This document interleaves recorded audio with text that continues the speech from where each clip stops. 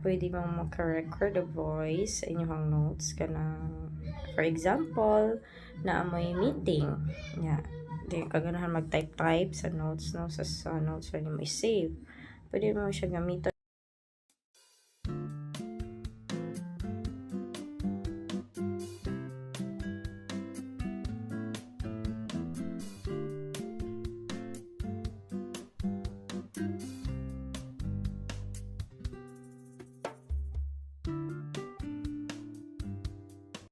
sa babaw, then atong i-view ang recording. Continue. Yeah. For example, hello, welcome to my live.